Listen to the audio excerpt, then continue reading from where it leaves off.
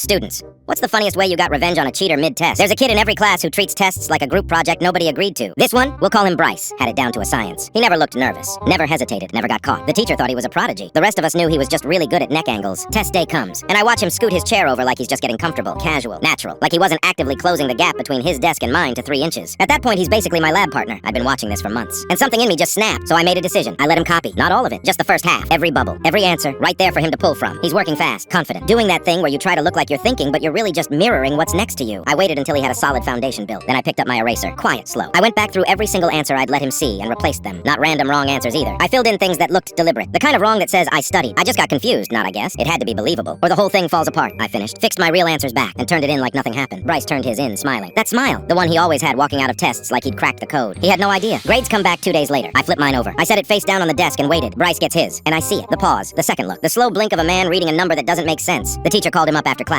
And I had a perfect view from my seat. She set his paper on the desk between them and started going through it question by question. Bryce started explaining himself, which was the worst thing he could have done. Because the more he talked, the more specific the answers got. And there's really only one way you end up with a very specific set of wrong answers on a test. You copied them. The teacher figured it out fast, not even accusatory, just calm. The way adults get when they're more disappointed than angry. She slid the classroom phone across the desk and told him to call home. I watched him dial. Watched his whole posture change when someone picked up on the other end. He got a 0. Had to explain it to his parents right there in the room. And the teacher never looked at him the same way again. I packed up my bag, folded my 96, and put it in my pocket. He never scooted his chair near mine again.